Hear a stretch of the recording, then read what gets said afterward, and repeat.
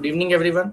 Welcome back to Conference 3.3 on the topic Effective Entrepreneurial Leadership and Management Strategies. We are delighted to have you all join us once again as we continue our exploration of this fascinating topic. Indeed, it's wonderful to see familiar faces and new participants joining us today. We hope you had a restful day and ready to dive into another session filled with valuable insights and discussions. Yes, Anjali. Today, again, we have an exceptional lineup of speakers who bring a wealth of knowledge and practical insights to the table. So, without further delay, let's introduce our esteemed speakers for today's session. Our first speaker is Dr. Lasanta Vikramasuriya, a chartered marketer and consultant strategist who boasts extensive experience in strategic leadership and marketing. With a doctorate from the University of Colombo and an MBA from Sri Jayawardhanapura University, he combines academic rigor with practical insights gained from over 4 decades in the private sector. And as the founder of Strategy and Leadership Inc., he provides strategy advisory services guiding organizations in strategy design, growth management, and marketing. His expertise as a visiting faculty member at the University of Colombo and the other institutions underscores his commitment to sharing knowledge and fostering sustainable growth. Our next speaker for today is none other than Mr. Kamal Vimal Ratne as the Director and CEO of Advantage Projects and Engineering Private Limited. He is a seasoned chartered engineer renowned for his leadership in Sri Lanka's construction industry, armed with an engineering degree and an MBA in Management and Technology.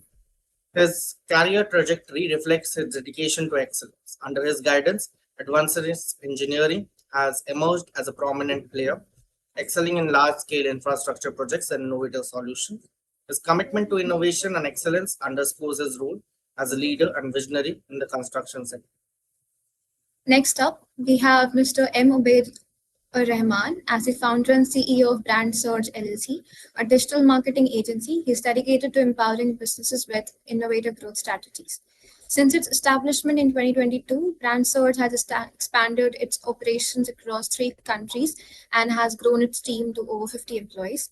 This rapid growth highlights the company's commitment to delivering exceptional results by leveraging talent and technology. At Brand Surge, the mission remains steadfast in fostering entrepreneurial success and helping businesses thrive in the competitive landscape. Next up, we have Mr. Anwar Rane, the founder and vice of PlanMyMedicalTrip.com. He is a visionary entrepreneur dedicated to revolutionizing healthcare access. With background in engineering and marketing, Anurav's journey encompasses diverse roles in entrepreneurship and business leadership, both. His commitment to creating a positive work environment and driving organizational growth reflects his passion for innovation and social impact. His vision for PlanMyMedicalTrip.com underscores his dedication to making quality healthcare accessible to all.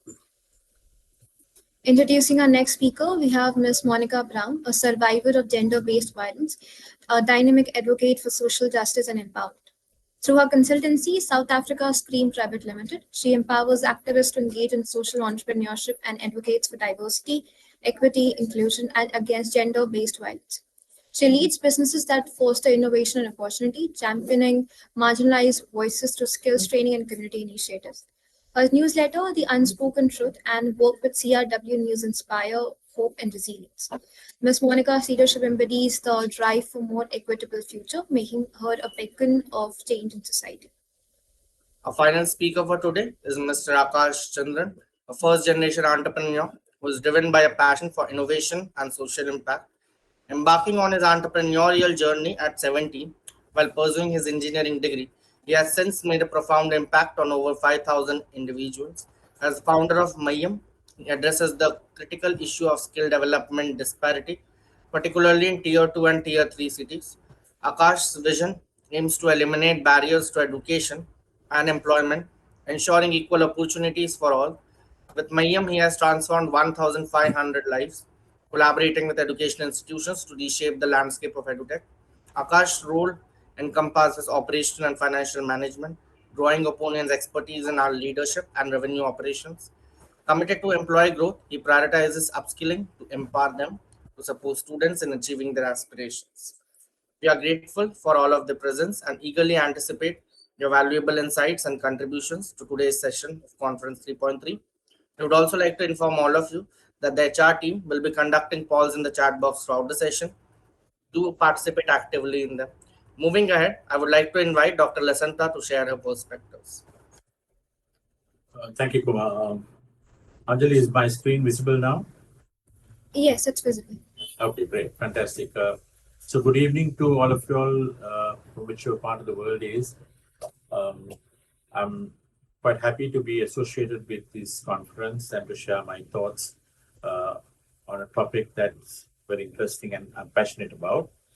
So the title of the topic you can see combines three dimensions, the entrepreneurial strategic leadership. And I thought today I'll leave a concept behind to the budding entrepreneurs who are probably mapping their journey by now or planning to get into some sort of an entrepreneurial venture, and to look at two areas that generally entrepreneurs have been found to be lacking in.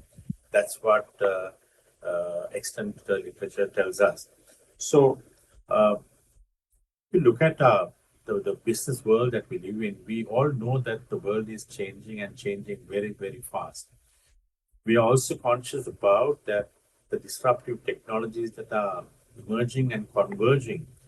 And as a result, we find that a lot of business models are converging. There are plenty of examples from Uber to Amazon to B2B businesses, etc., etc.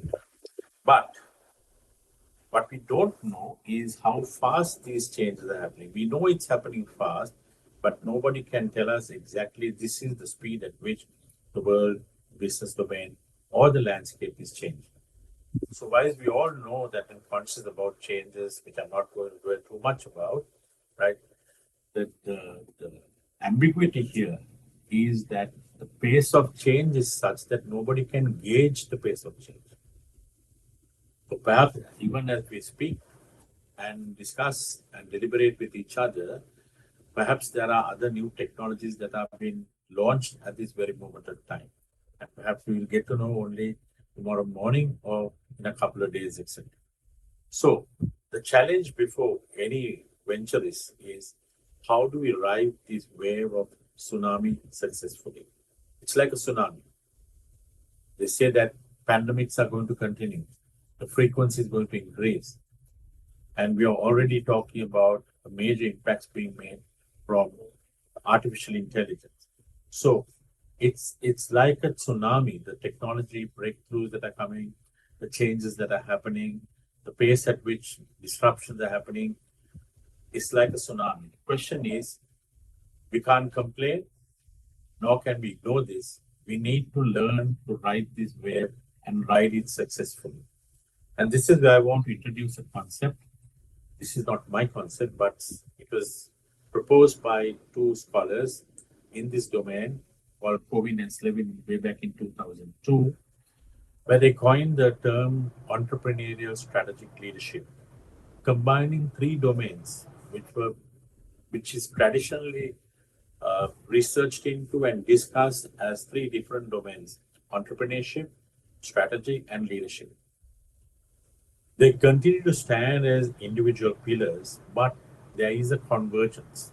And that's the reality of the business. So if you look at, for example, in an organization, right, we normally look at entrepreneurs as individuals, people who start up new ventures, so on and so forth. But in real fact, even if you are a large organization, right, you are compelled to be entrepreneurial, especially in today's context, right? So we are talking of an organization, of a team of people, of an individual that can really combine the entrepreneurial mindset with its strategic mindset and provide what we call the upper echelon or the top managerial leadership. There are three very important dynamics that we have to embrace in this current domain. So by entrepreneurial mindset, we are talking about opportunity seeking actions, right? The ability to sense gaps, the ability to identify market opportunities. These are things are not embedded in people automatically. We need to make it happen, right? So you need to try and create that entrepreneurial mindset. Yes, some people are born with this. Some people have this inherent talent, but doesn't mean that it's limited to a privileged few. So that's one dimension. The second dimension is what we call the strategic mindset, right? The ability to drive competitive advantages in organization. So we call these advantage seeking actions, right?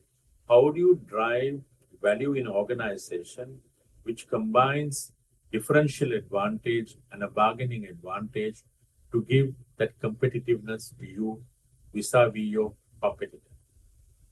And lastly, the leadership capacity to anticipate vision and build capacity wise action, strategizing action.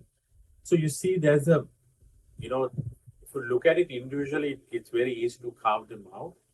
But when we try to combine this, there are a lot of convergences, but also challenges.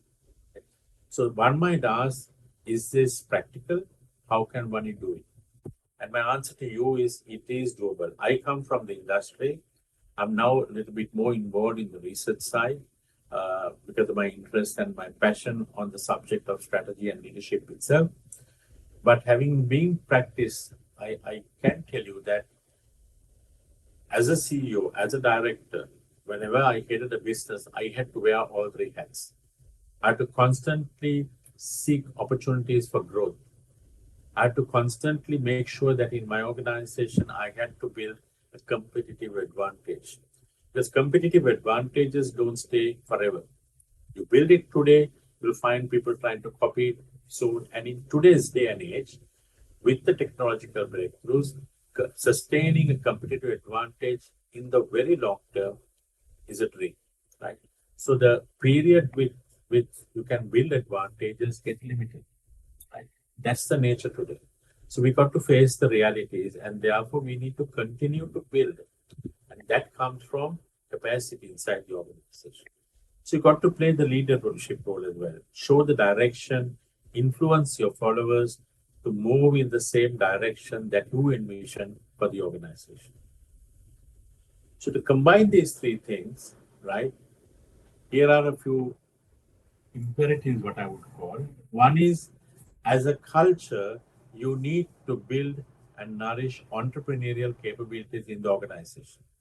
For example, you must create a culture where, for example, you allow people to try out things, new things, even if it doesn't work, right? Rather than putting a bureaucratic structure and preventing those entrepreneurial initiatives. Second one is very important, that you embrace innovations that threaten the current business model. What I mean by that is, your present business model, you may be successful and you will be comfortable with. But you may see a potential innovation in technology or some other that could potentially threaten your current business model in the future. Some people tend to ignore it, or some people try to protect this. That's not the way forward. You must adjust yourself for the disruptions so that you create the disruption and move forward, right? And thirdly, you got to make sure that people, especially in the front, people who are in the organization, who are in direct contact with markets, that they have a good understanding of the opportunity radar screen. That means the company, in the organization, you must explicitly define your opportunity radar screen. Which markets, which customers are you looking at? Which solutions are you offering? Which are the pain points that you're addressing? And fourthly, you need to also question your dominant logic. By dominant logic, what I mean is, you got to continuously review periodically your industry and market assumptions, right? These are not assumptions that will stay forever, right? When we say industry and market assumptions, it can be the way the products are brought into marketplaces, how branding opens, how offers are made, the entire dynamics. You got to question that logic on a periodical basis. Why? Because whatever changes that are taking place will also influence the industry and market assumptions. And lastly, getting to the habit of constantly revisiting what I call the deceptively simple questions. What business are we in? This is something that over time people tend to forget. At the beginning, you have a very clear idea, but as time goes on, you keep on adding things, and suddenly you find that you have a huge portfolio at your disposal, and that some of those portfolios does not make sense to the organization because you have deviated from your real purpose. So you got to question that. Why do we exist? What is our real purpose in the business? What's the vision that we're chasing? And for example, how do we define success? Is it by the number of businesses that we have? Is it by the number of products that we have? Or is it by the number of pain points that we solve? Clarity on those are very important to give you the right direction. Right? So this is like, I would say, some imperatives as to creating this entrepreneurial strategic leadership for yourself and for your team members in the organization. So therefore, to conclude, if you want to propagate an entrepreneurial behavior in your organization or the business that you want to incubate, you continuously act as if you are leading a new venture. Because when you're leading a new venture, you have that passion, you have the drive, your thoughts are very clear, your thoughts are very focused, right? And the clarity and focus is important for any type of leader. Because if you want to direct, if you want to show the direction to your followership, then you must be very clear in your mind and in your thoughts and in your ideas as to where you are heading, right? So act as if you're leading a new venture. Secondly, focus on the software. Today, with access to markets, with globalization, access to hardware is not a challenge. Whether it's machinery, whether it's technology. What is getting more challenging is the software side, the people side of it, the people capability, the shared values of the organizational ethos, your behavioral norms, the culture, developing a constructive culture, developing an entrepreneurial culture that continues to innovate and disrupt, right? When I say innovation and disrupt, it's not only products, it's not only solutions, it's not only services. It can be processes, it can be business models, right? Especially in mature markets, you will need to look at and reinvent your business models. So that's the second and the important thing. Learn to focus on the software, right? You can have as much as hardware as you want, but unless you manage your software, you can't deliver. And lastly, share the load. You mobilize the entire organization. That's why I was talking in the plural, because as much as you, an entrepreneur, budding entrepreneur, embrace entrepreneurial strategic leadership, cultivate that culture into the organization. Build your leadership, let leadership or strategic leadership pervade the entire organization, right? They'll have different capacities, but create that bond, the culture. And you'll find an organization that runs very, very fast. The run is smooth. You need to sit and make sure, steer the organization in the right direction. So with that, I would like to conclude, and then I'm open for any questions and discussions or thoughts that you may have. Thank you.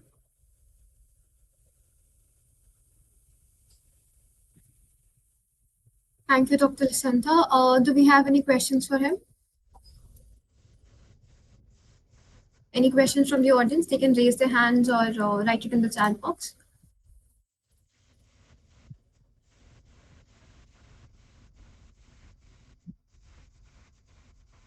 No questions? All right. Thank you again, Dr. Lasanta, and it was an insightful speech. And I request you to please share email address in the chat box. And if any of our audience has any questions or seeks further information later, they can get back to you. Okay. Now, moving ahead, let's welcome our next speaker, Mr. Kamal, and I request him to commence his speech.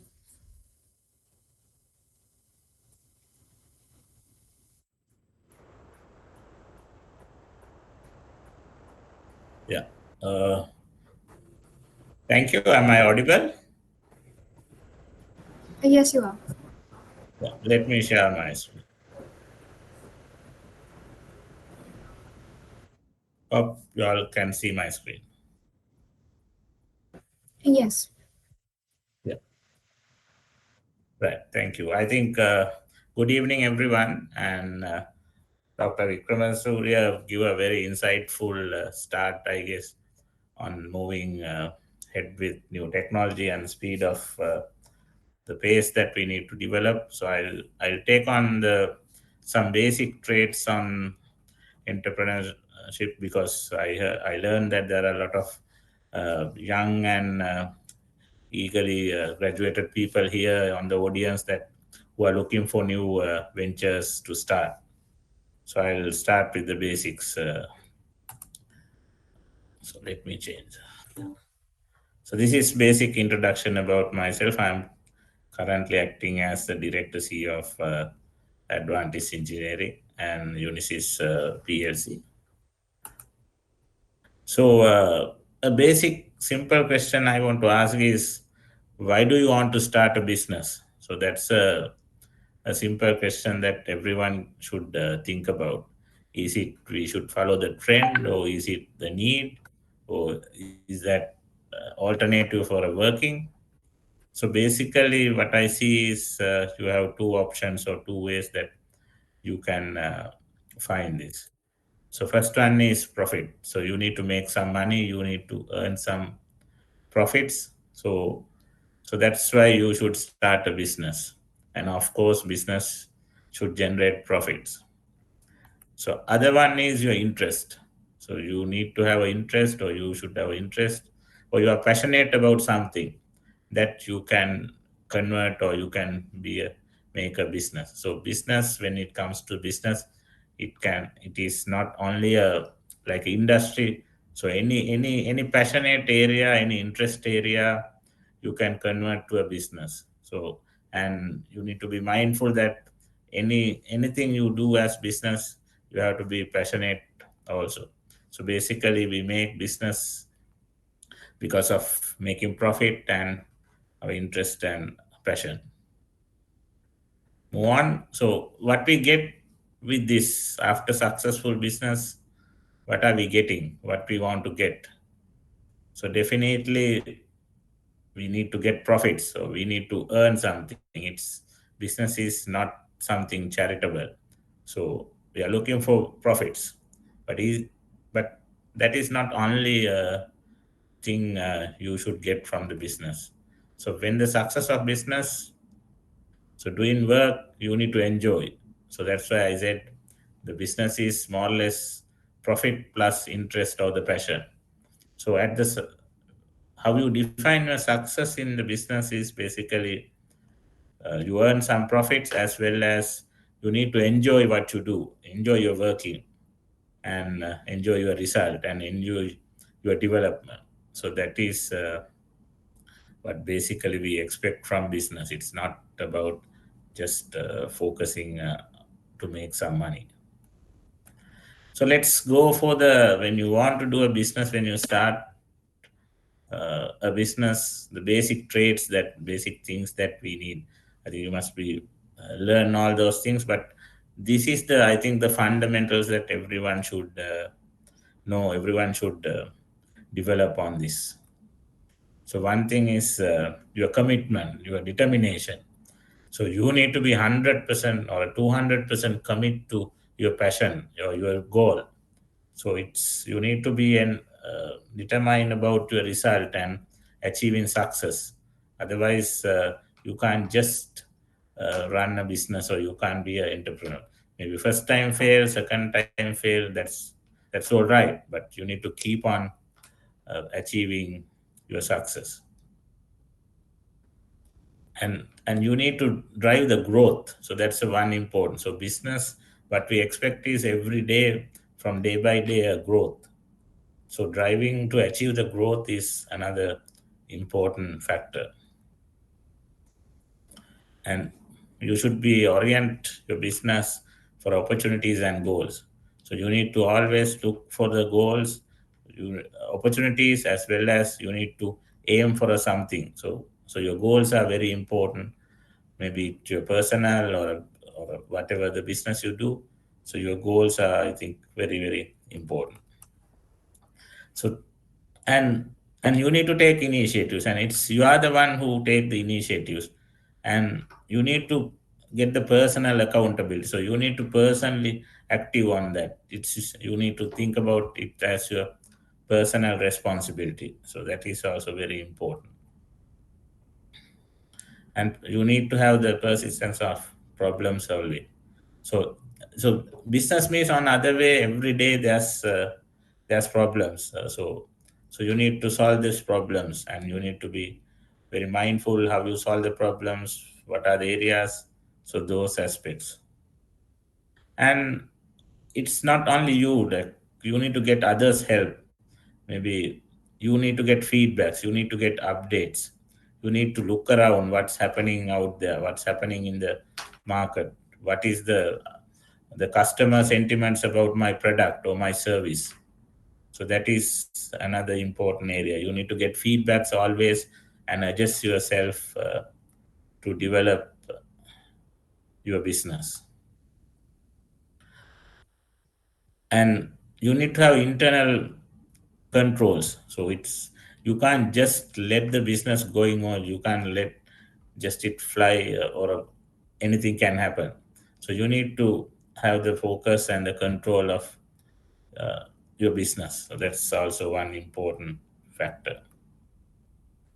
And as a businessman, if you want to start a business, always you need to take risk. So business always comes with risk. So it's no risk, I think, no growth of a business. So you should be a risk seeker when you become want to become an entrepreneur.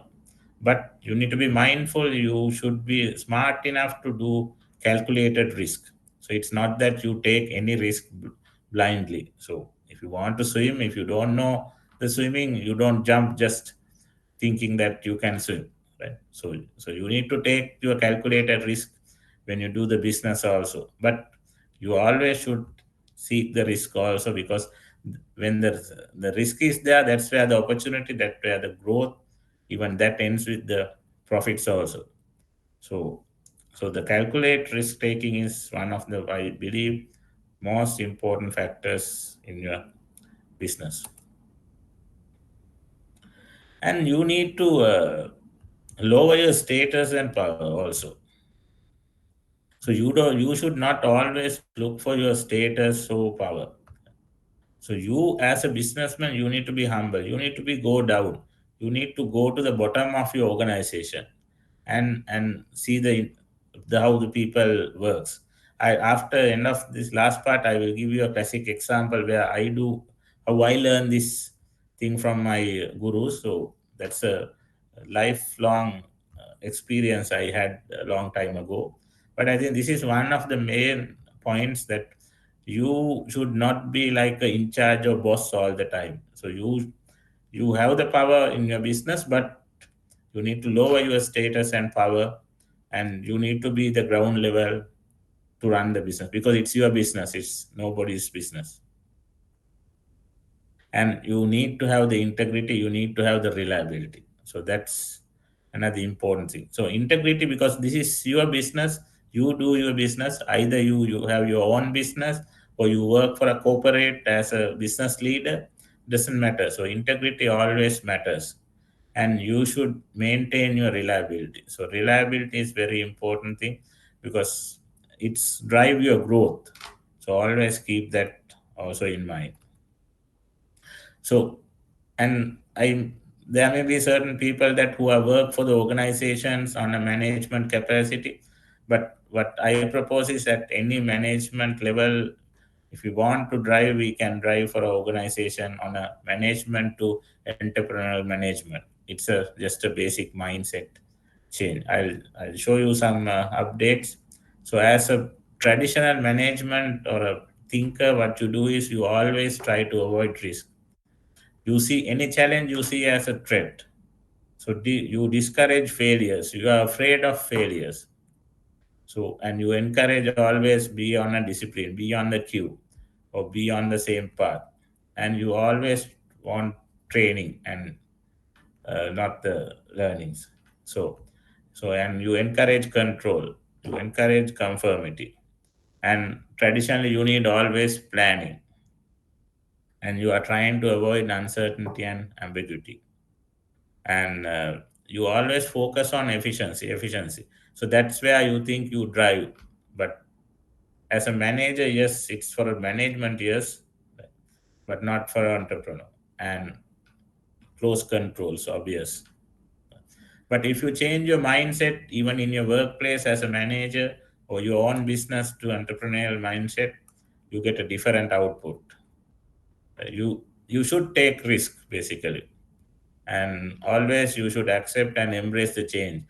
On a business, there's nothing that unchanged. It's always changing.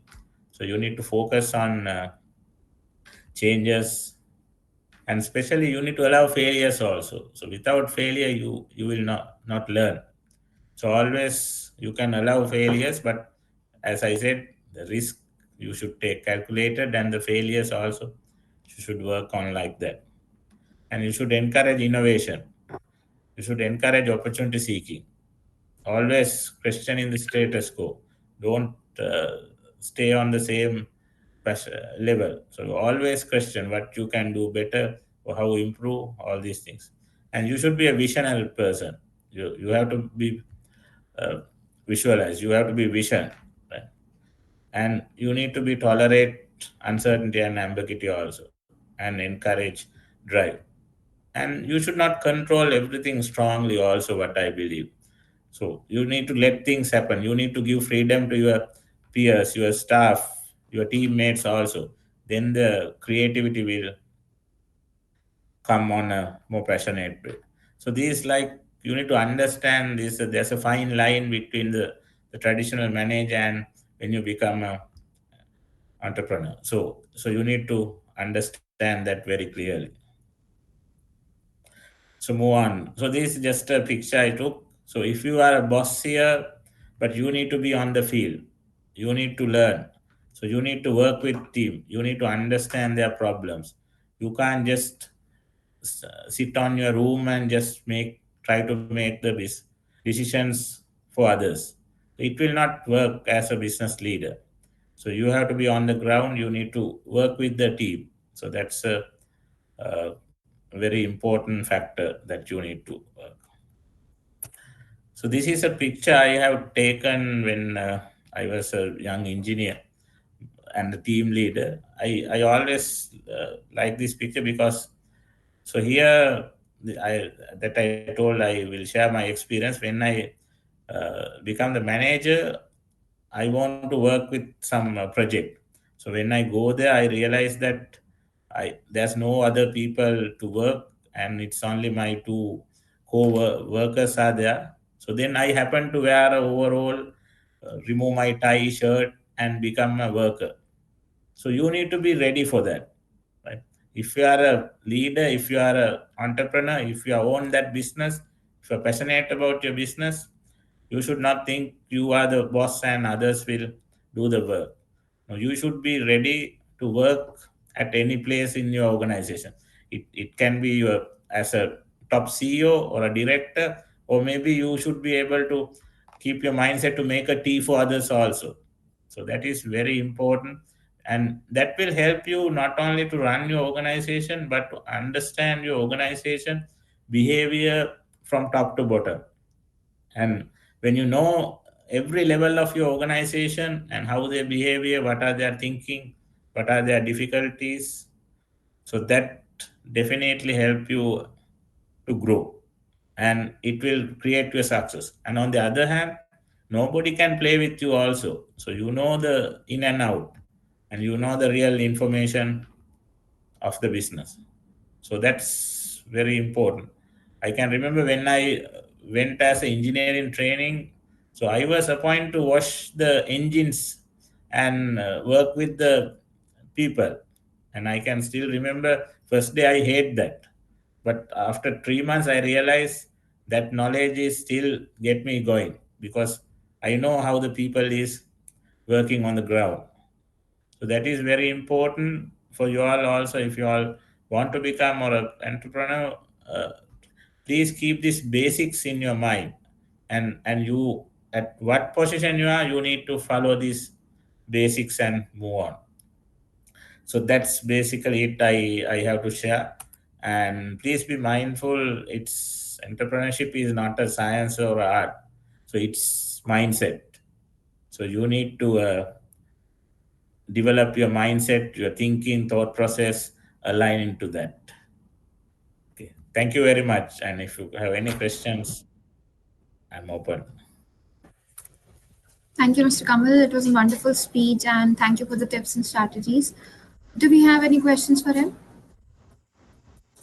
Any questions for the audience or from the speakers in the panel?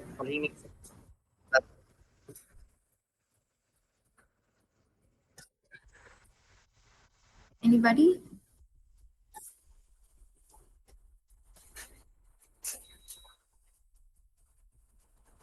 Uh, All right.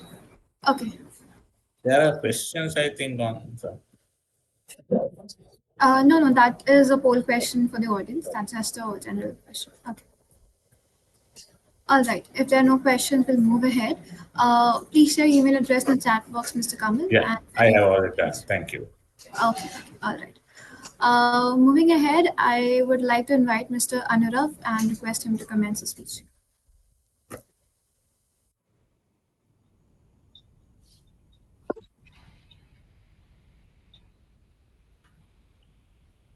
Hi everyone, just give me a second.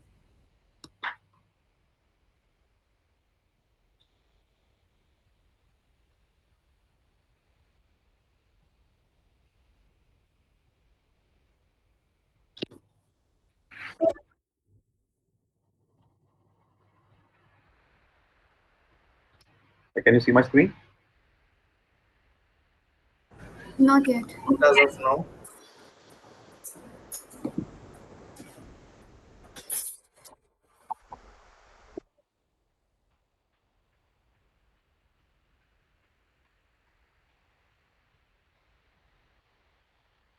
It's not letting me share.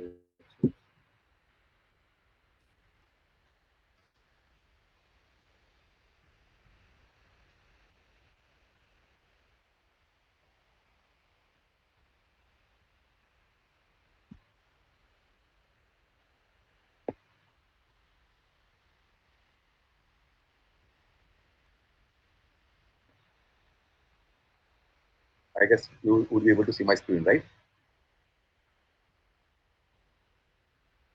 Yes, we can. Yeah. Hi everyone. Thank you all the speakers for all the insights, and they were really great, I would say, and they were really helpful.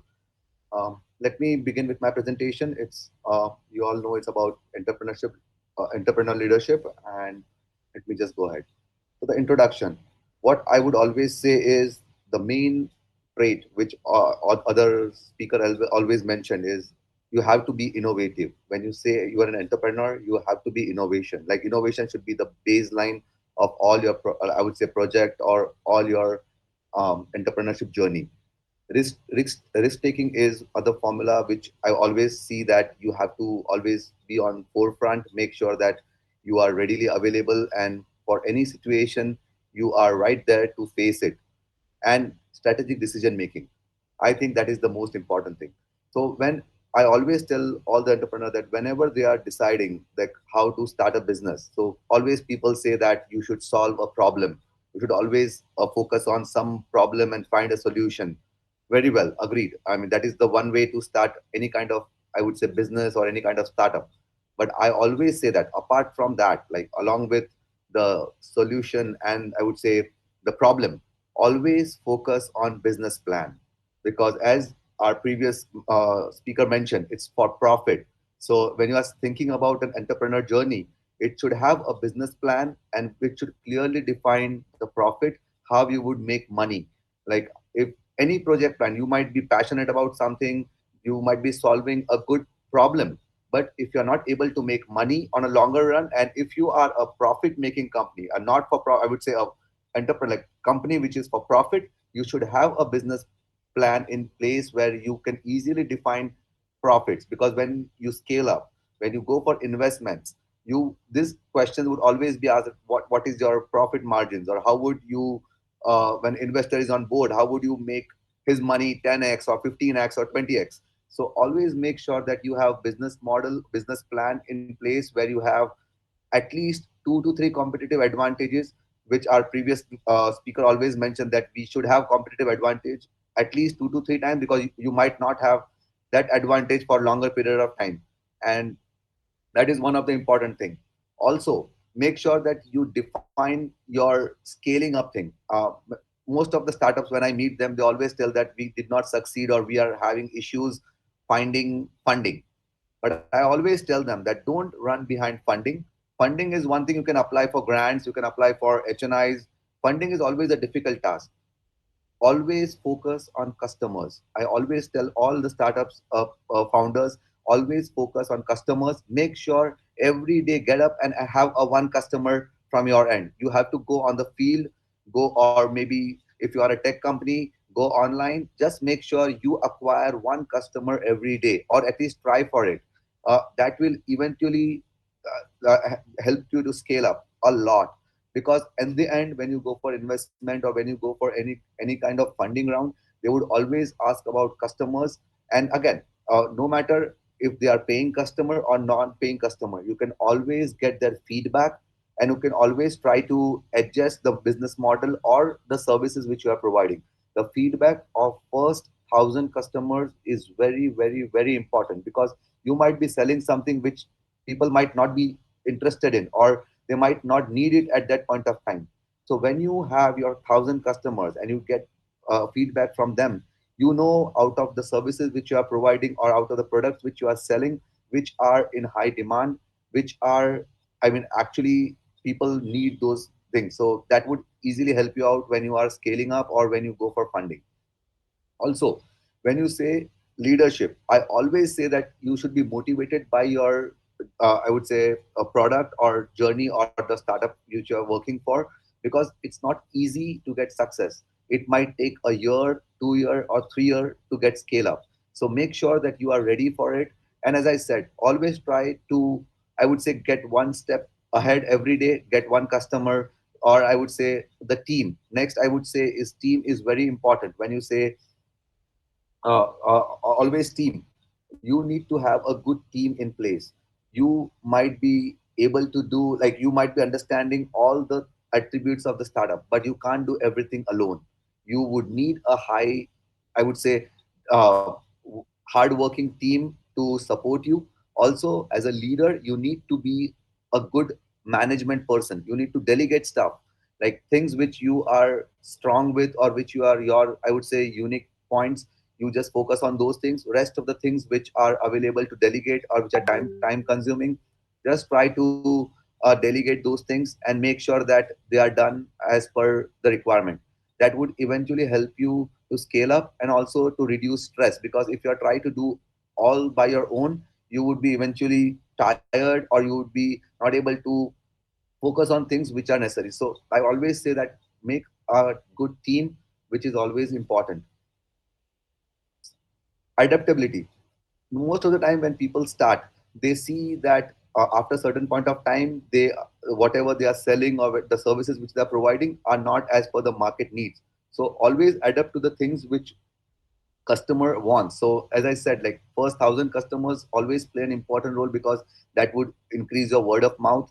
That would also increase your presence in the market. So good feedback from them. If there is anything you need to pivot, or anything you need to change in your business model or service area or pricing, I would say, make sure you are ready for that. Because most of the times, people are, I would say, they have certain perception in head, and they don't try to change, or they don't try to adapt things which are in, I would say, in market. So as our speaker always mentioned, that things are changing rapidly. So just make sure you are there, and adapt to the things which are always there. Innovation, as I mentioned, you have to think out of the box. You have to make sure that things which are not available, you make it available at that point of time, and act fast. The advantage of startup over the large corporation or any company is, you do not have to worry about more permissions. You don't have to worry about, I would say, long management. You can work as quickly and take decisions as quick as possible. So that give you an advantage, and make sure that you are like have a good go to market strategy, and you act as fast as possible. Networking and partnerships. People always say that we need funding. I always tell them that go for strategic partnership. That is sometimes very easy because everyone wants business. So rather than going for funding, always look out for options where you can actually deal into strategic partnership and or strategic networking. That would always help. Networking is one of the key skill, I would say, that every entrepreneur should have. Without that, you cannot I would say succeed. Or there is hard, I mean, obviously you can succeed, but this is one of the way which you can always make it easy. If you know people, they would always be your, I would say, they would always support you. They would always do good word of mouth for you. Also, they can be your good customer. So make sure that you go for a good strategic partnership if required. So make sure when you write a business model, consider those kind of partnership.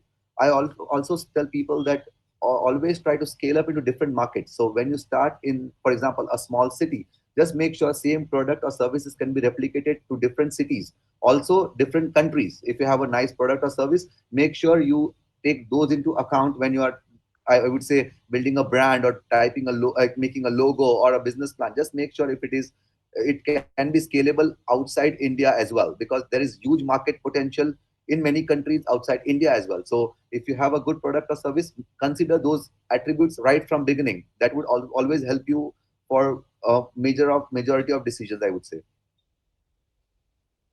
As I always mention, change, always make sure you improve every day, and clarity in the work is very much important. You need to make sure that you are focused, and your goals are defined. Just make sure you might change your goals at some point of time. There are changes, but make sure that the focus is there, and you always like move towards the goal.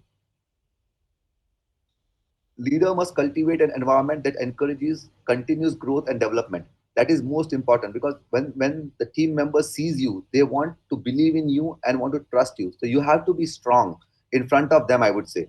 Always make sure you are strong, you know what you are doing, you are never confused with them, you take decisions on go, because that will help your team to motivate. Also, that will help your team to believe in you. Sometimes the founders are sad, sometimes they always say that something is not working out. The team member, it affects the vibe, affect the culture of the team. Because if they see that there is no growth or something is going down, they might leave you, or they might get some other job, which would eventually affect you, and that might not be actual case sometimes. So make sure your team is always motivated, train them well, motivate them, reward them with equity or any kind of things which are depending upon their work and the nature of involvement. Make sure they're always motivated, they know what you are doing, and they, rather than believing in the company, they should believe in you. I would always say, when I raise funding for many of my startups and companies, they invest on me, not on the product or service. Obviously that makes an important thing, but the first thing is team, and the founder always plays an important role. So make sure you have an excellent team who always supports you, and you just make sure they are motivated. Again, I would always conclude that in my conclusion, that make sure you don't run for funding. Make sure you acquire customers that would be your word of mouth, and their feedback from them will always help you out. That is what I think is the most important thing. And as everyone said, that it's all about the mindset which you need to focus on. Thank you. Any questions, I would be happy to answer.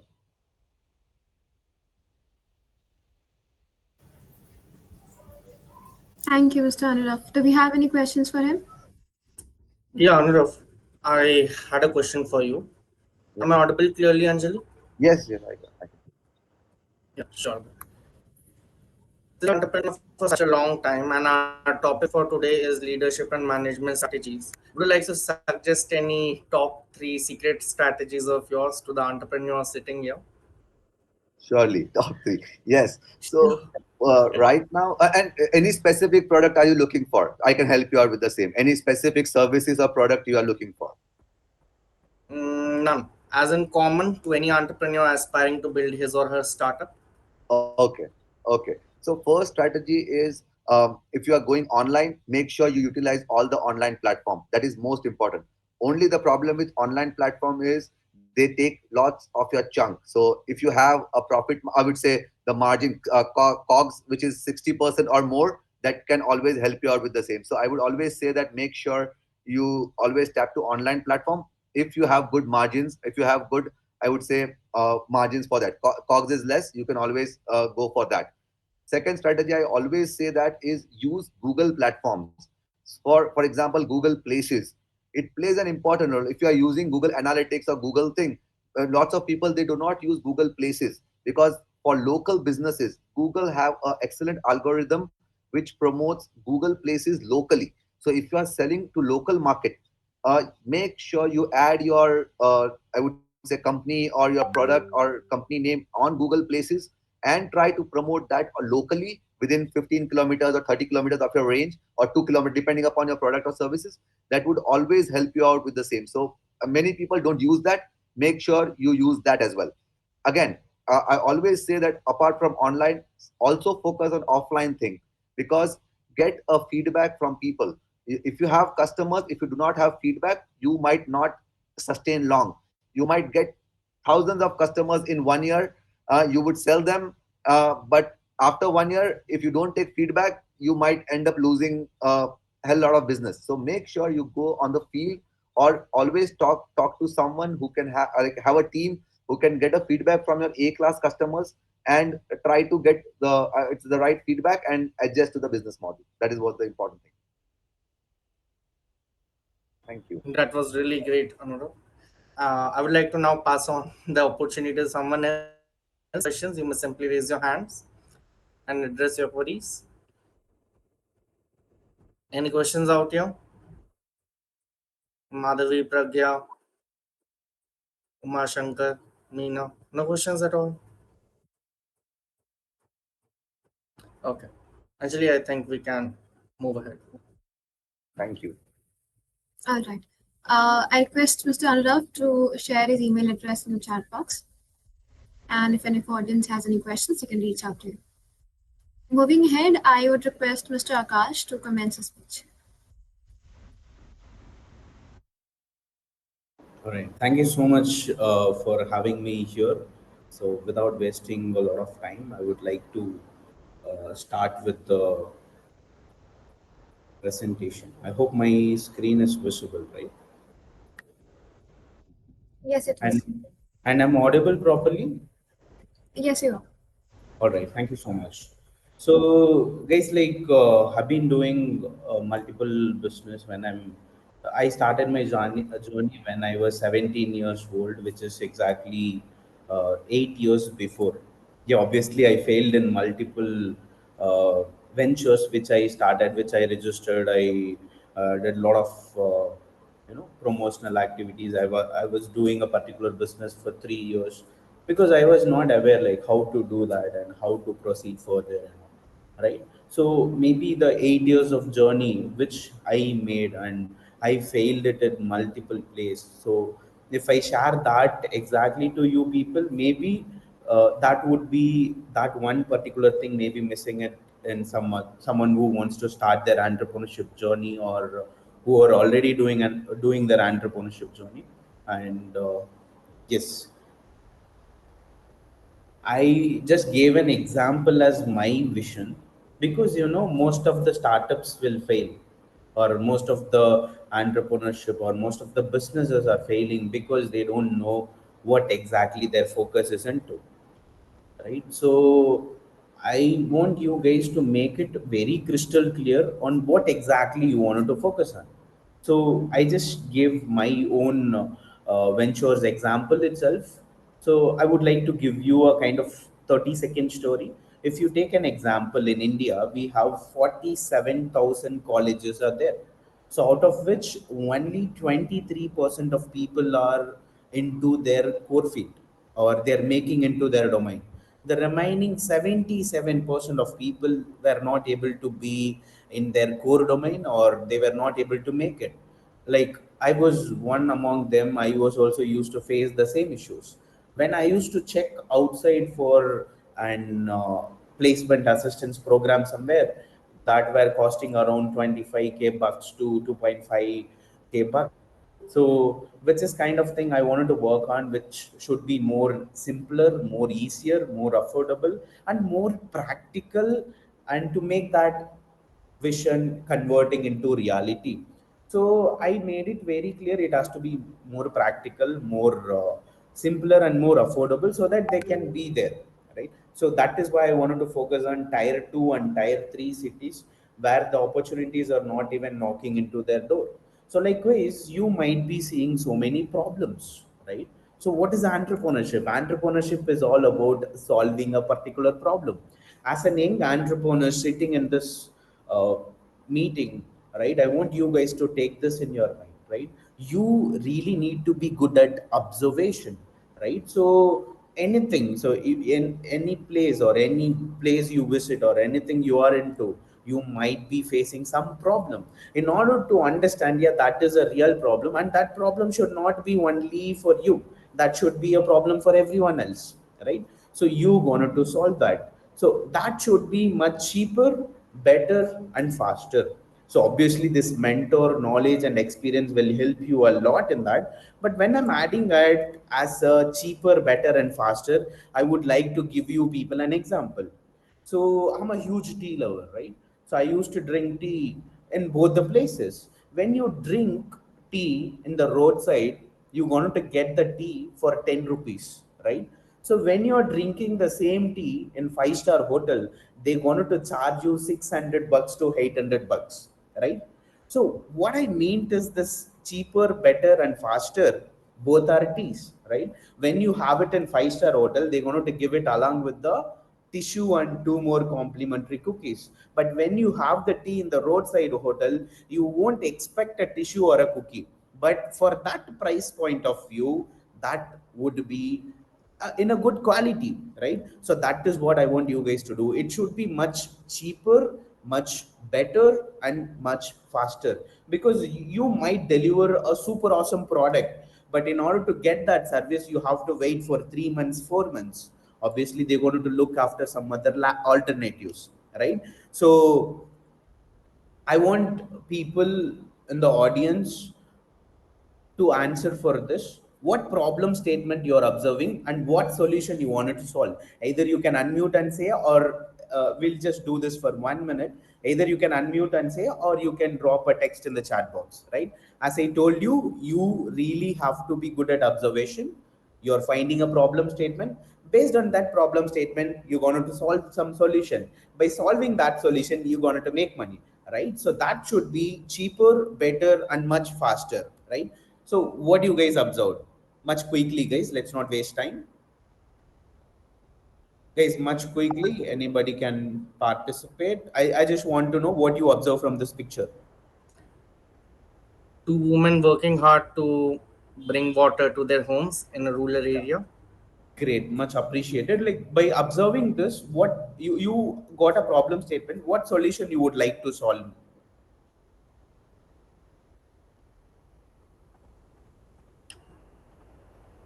Providing water access to rural areas. So, do you think like what kind of access you wanted to give? I wanted to understand that. 24 into 7 water access. But do you think like it would be cheaper, better, and faster? No, not obviously cheaper. Right. So someone in the chat box told sort of water supply, establishing water supply, easy way to access. It's like what the kind of easy access you would like to give here? Because in order to make a pipeline, it's going to cost a bit higher. In order to make a tank lorry, because they can't able to afford that. That's why they are going by walk and taking this water, right? Okay, so transportation. The transportation is not there, Ashutosh. That is why they are going in war. Great. Thank you so much for your comments, guys. I would like to give my point of view so that you can understand much better. So when you are entering into the market, you should really understand that that should be cheaper, better, and faster. That which we can consider it as a minimum viable product into the market. Make sense? So to make this, it's only going to cost 500 rupees. So instead of taking in their head, which might be making their body pain or so many other issues, and it would be much simpler, and they actually can store a bit more extra water also without having much of the tension or without having much of the pressure. But immediate solution I'm talking about. I hope you guys got an idea. If this makes sense, I would like to get yes in the chat box so that I can proceed further. Bit faster, guys. Guys, are you there? Since I wanted to give a bit more extras examples to you people, I would like to know more.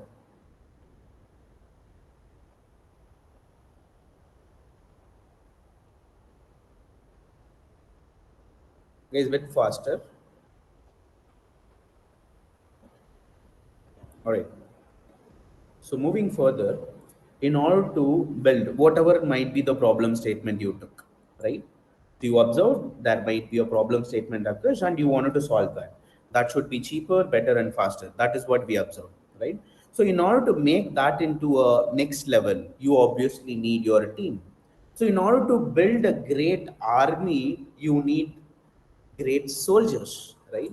So as previous speakers told, you need to eliminate and delegate the task, because you're alone doing all day. Yeah, you can reach out to 10 people or 1,000 people, but if you have a great team, you can reach out to 10,000 or even 1 lakh people, right? So how to do that? So I've been handling a team since I was 17, right?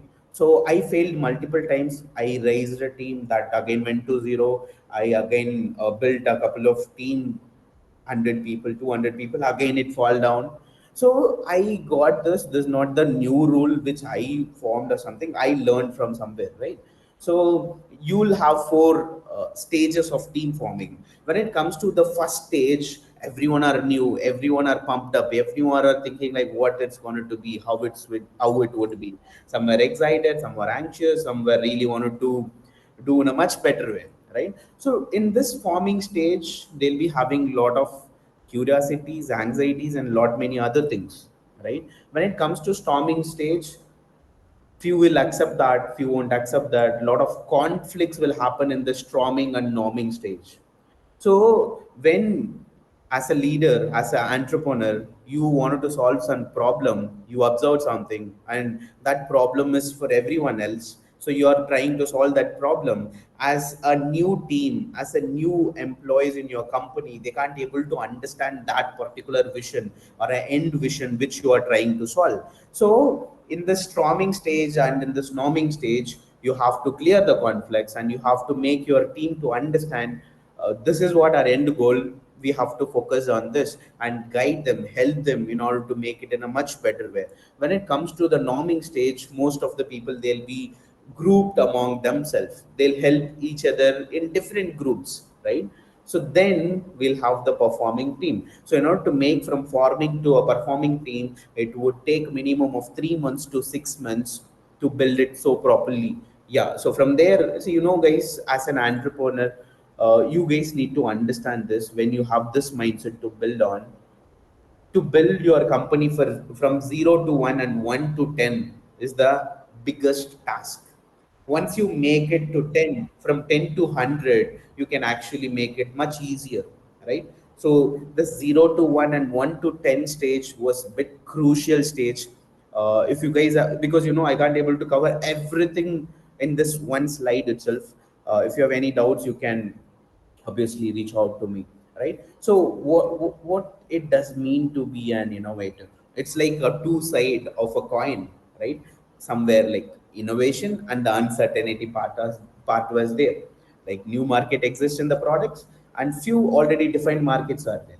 New products you wanted to launch, already people are doing something like that, and you wanted to work on some kind of innovation. New businesses or improving the existing product or service, obviously the competitive and unstable assets, a lot of other things were there. So how you can deal with this particular activity? So I would like to give a couple of examples. So as an entrepreneur, you need to figure out what is first.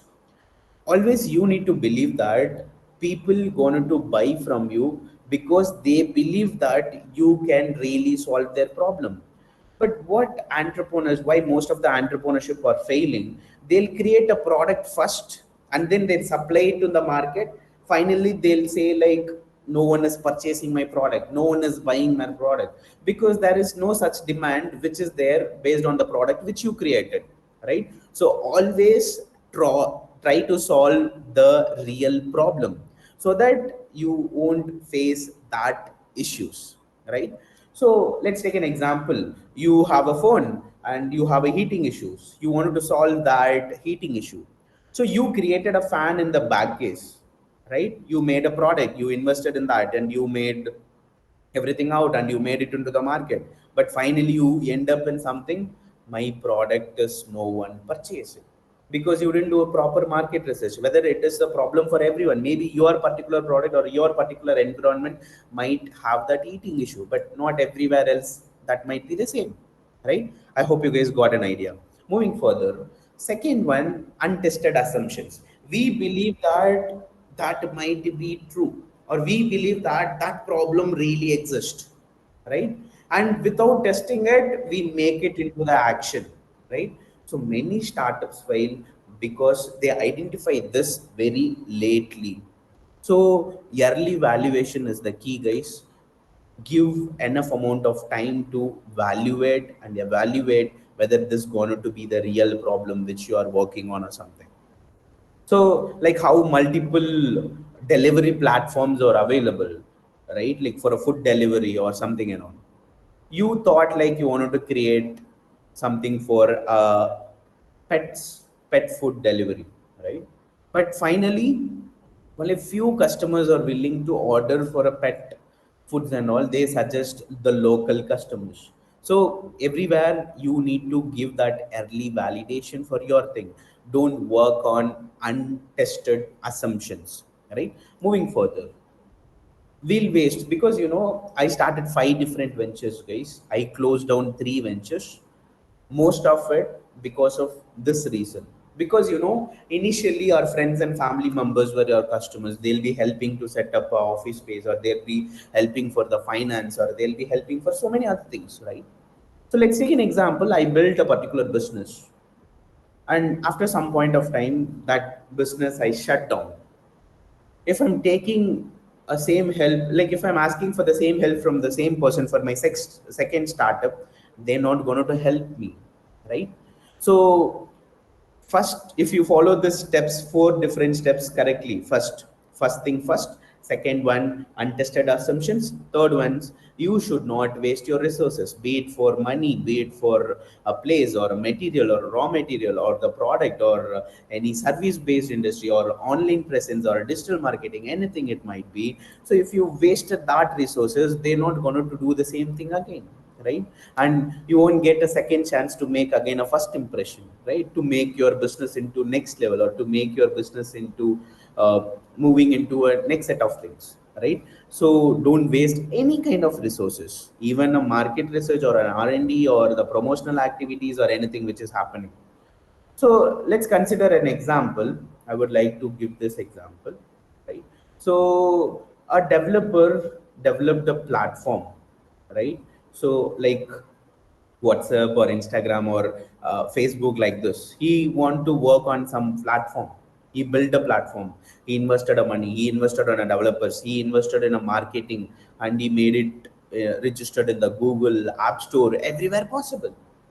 But without seeking feedback or without testing with the users, he developed a fully product ready. But when it comes to the market, they're not liking the UI, or they're not liking the UX. Or so, when you're starting up something initially, don't go into something where you make a lot of failures. Instead, you can do something which is known to you, or which might be giving a result to you. By taking this 4 different steps, you can make it in a much better way.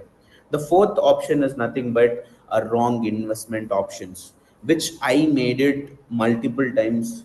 And now, over a period of time, after 4 to 5 years down the line, I got a better understanding about this. I would like to give you this 2 points to you people. Consider a scenario. One is nothing but by doing this 2 things, you will almost eliminate lot many wrong investment decisions or any kind of decisions, right? So one is nothing but a false positive. You believe that That is true. Let me give two different examples for this.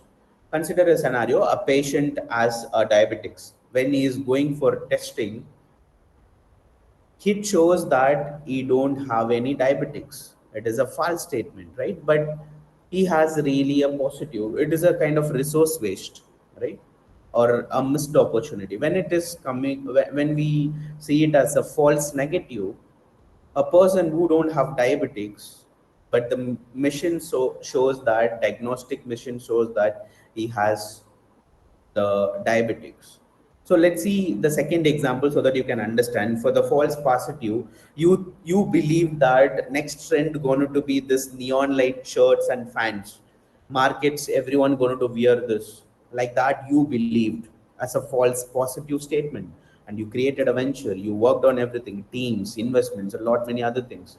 But finally, not lot of customers are uh, okay with that. That is not appealing to a lot of customers, and only the dancers and the costume makers would like to proceed, right? So the second one, false positive or false negative, you wanted to create something with eco-friendly clothing. So you created an eco-friendly clothing brand, and you made it so attractive, you made it so different other products, and you made it very good.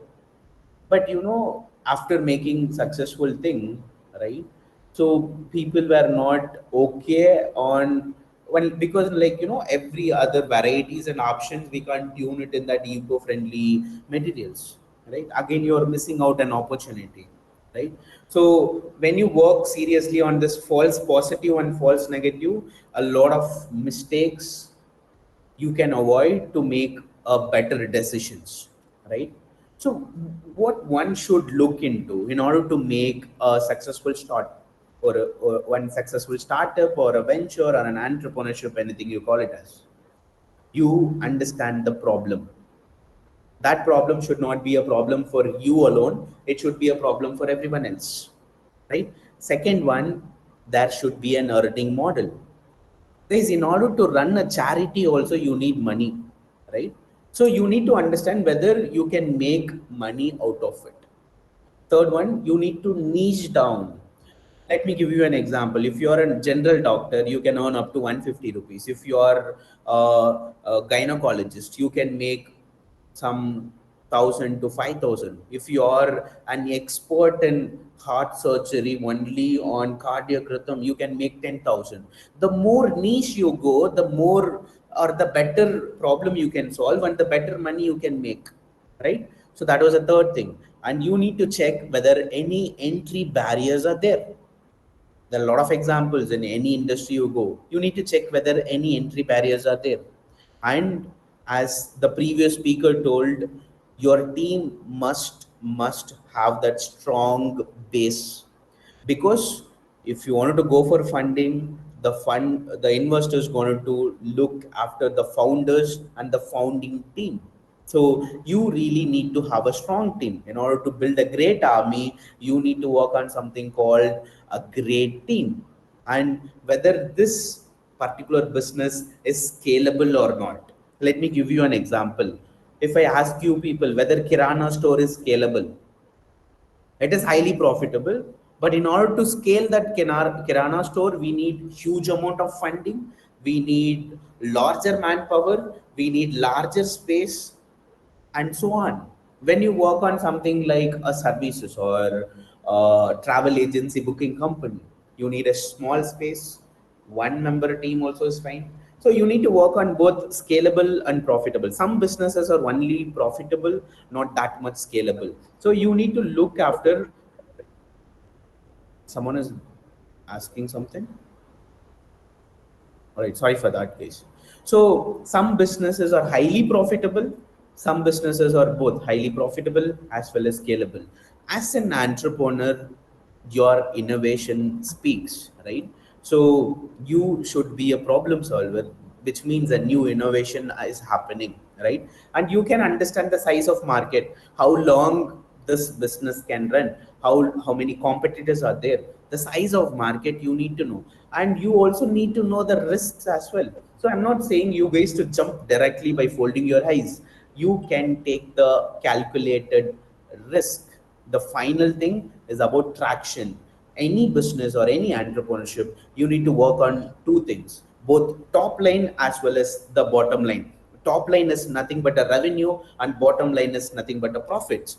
Because by the end of the day, you need to give salaries to your employees, or you need to, you are responsible for so many things when you are an entrepreneur, right? So for any successful startup, I want you guys to have this framework so that you will focus on endless possibilities. And each and every business, guys, you can't able to copy a culture, or you can't able to copy from some other company, because you know how I used to talk to people, how I used to handle a team. It varies from me to the rest of other people, right? So I try to copy multiple models or multiple kind of culture, but I failed in that, right? So, but if you have this framework for your own startup, yeah, you're going to be the key person over there. I hope you guys got some ideas on top of this. Since I got only limited amount of time, I prepared for 15 minutes. And if you guys have any kind of doubts, yeah, I'm more than happy to help you and assist you for the same. Thank you so much. Firstly, thank you, Akash, for your amazing speech, and I hope I'm audible, Akash. Yeah, you are perfectly audible. Sure. I had a few questions for you personally. Yeah, Since I just read in your profile that you have worked on a B2B basis with multiple educational institutions, or maybe exactly. training and placement activities too. I had this personal question in mind. Since you're all talking about entrepreneurship, management strategies, what we see in today's world and what we are seeing since the COVID and after the COVID and before the COVID, and that thing has actually never changed in the last 10 years, is people's mindsets giving a preference to jobs over entrepreneurship. So, what is your view on that, and what are the initiatives you have taken to maybe bring a small different or slight difference to this particular problem? Great. So thank you so much for the great question.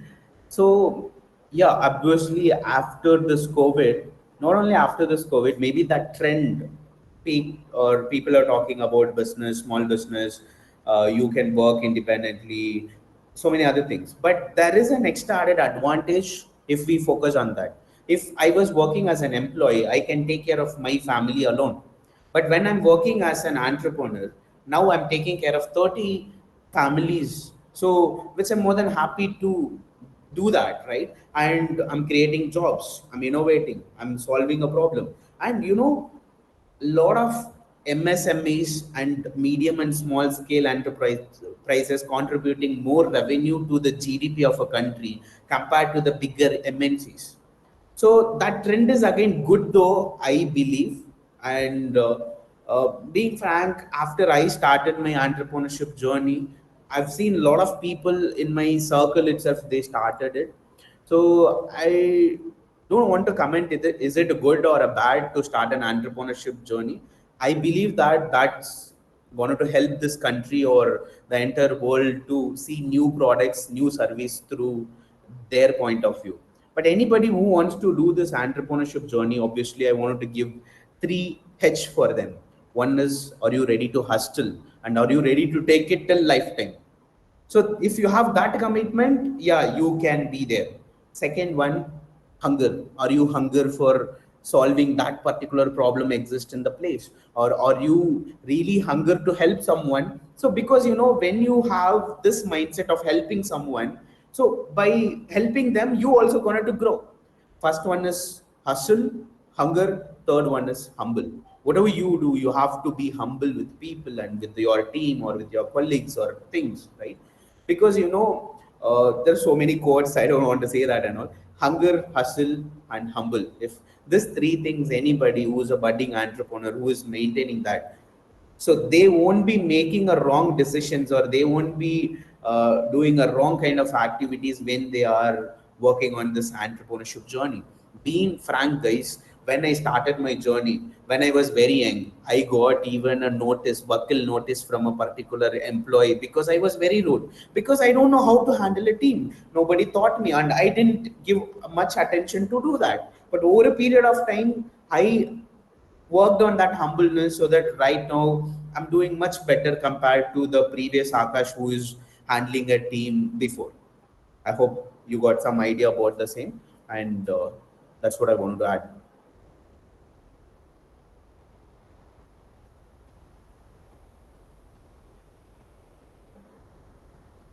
Is there any other doubts, guys? So that was actually a great response, Akash. Second question, if you don't mind, since we're Yeah, just sure. talking about problems and solving, that is what an entrepreneur does. What is Sure. the problem that you actually foresaw in the society before you brought Mayam into existence? Yeah. So as I told a reference when I was talking about the vision part initially, right? So being frank, I graduated from one of the reputed engineering colleges, and I was trying for more than 1.5 years. Yeah, alongside I was doing my entrepreneurship journey from my college first year itself. Even after trying for 1.5 years, I didn't get my core field job, right? And my parents and my brother, everyone are into medicine field, they are doctors actually, and I wanted to be into that space, but I couldn't able to make it. But even after studying in a good college, I can't able to make it there. So I thought, like, if someone helped me on this journey, which is like, college going kid, if they can't afford to big prices programs and all, they can't go exactly learn the industry knowledge, which I wanted to give it in a much affordable price, the complete practical way of learning. So let me give you an example.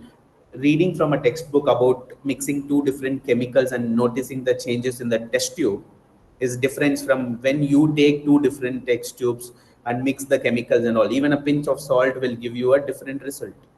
So, be it a coding or a digital marketing, if I'm reading from a textbook or if I'm just taking only 5 minutes practical session, instead we are making everything practically. They do digital marketing, they do practically, they'll work on the real life projects, and they'll exactly get to know about what exactly they will be doing in the real life also when they're actually working on the particular company. So we are giving exactly the knowledge which is required for the industry standards. I hope you got an idea.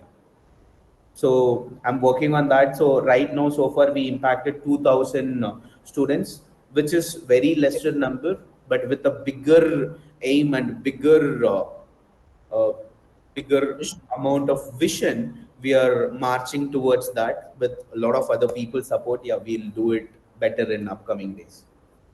That's really great, Akash, to hear about this. And since we have Anurav, Kamal, and Lasanta also in this meet, I had a small question to all three of you, if you don't mind it out.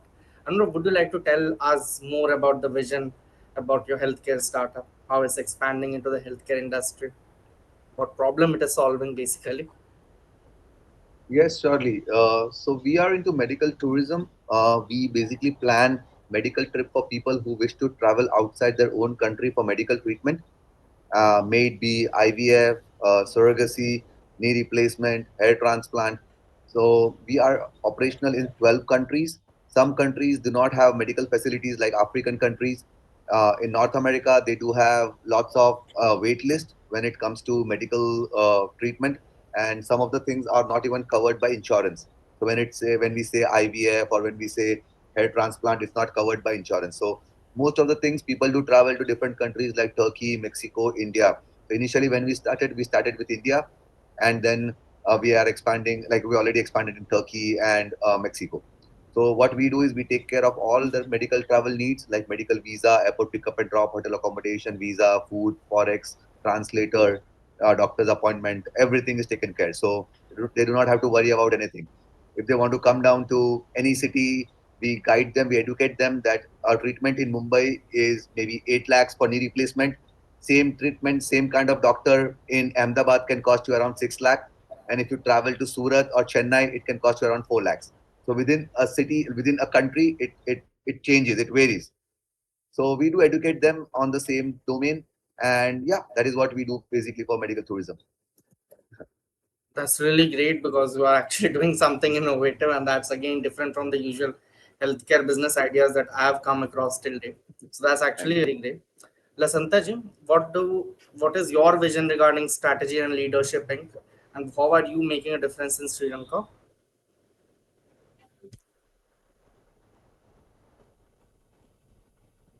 Yeah, Dr. Lasanta, you're actually on mute. If you could just unmute yourself. Sorry, yeah. I try to encourage youth as much as possible now.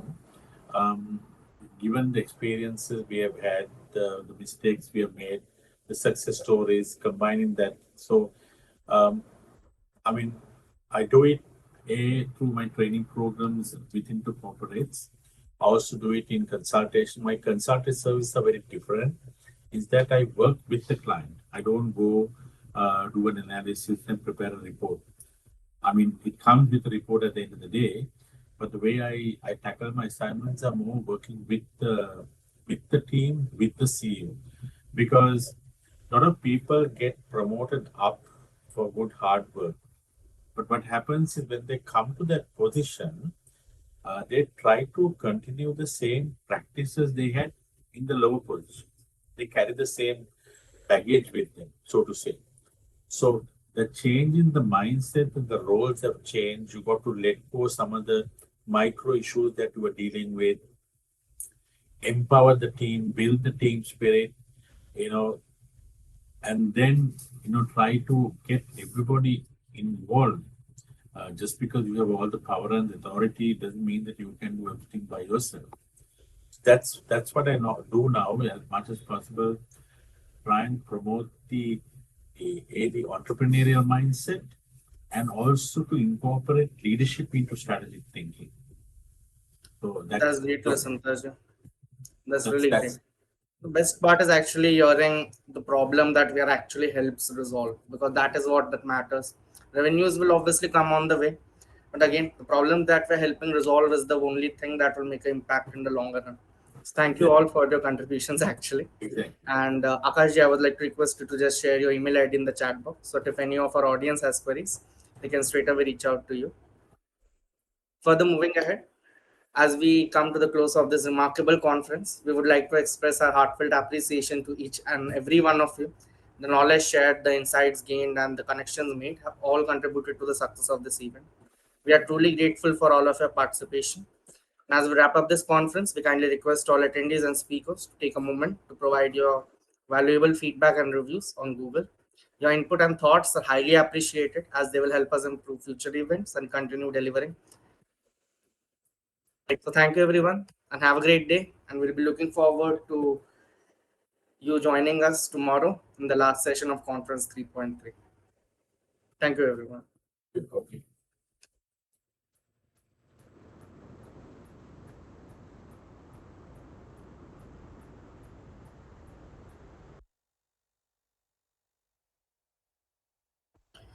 Vaishali ji and Anjali ji, I would like to request you both to stay back.